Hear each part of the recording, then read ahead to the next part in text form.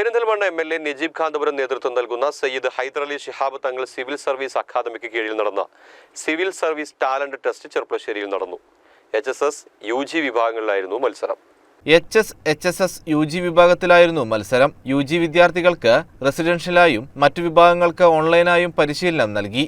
MTA Nasar centre coordinator ആയിരുന്നു. GHSS principal Saleem Kuttikkod ഉദ്ഘാടനം ചെയ്തു.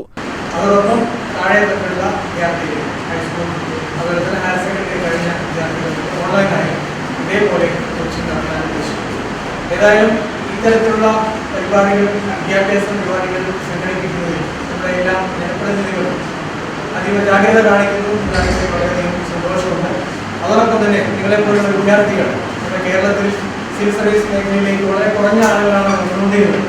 എന്നാൽ അടുത്ത കാലത്തായി കൂടുതൽ ആളുകൾ താല്പര്യത്തോടുകൂടി ഈ മേഖലയിലേക്ക് വരുന്നു.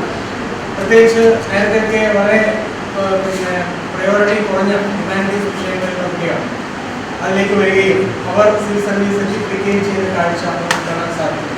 ഈ വർഷത്തെ സിവിൽ സർവീസിൽ നമ്മുടെ കേരളത്തിൽ നിന്ന് ഉന്നത റാങ്ക് നേടിയ വിദ്യാർത്ഥിനി ഹ്യൂമാനിറ്റീസ് ആണ്, സോഷ്യോളജി വിഷയമായി പഠിച്ചുകൊണ്ടാണ് സിവിൽ സർവീസിൽ. സൽമാൻ കൂടമംഗലം അധ്യക്ഷനായി. ഹനീഫ മോളൂർ, CP ഹാരിസ്, T ഹസീന, രേഷ്മ, ആദം പുലാക്കൽ, ഷാഹുൽ, ഫായിസ് എന്നിവർ നേതൃത്വം നൽകി.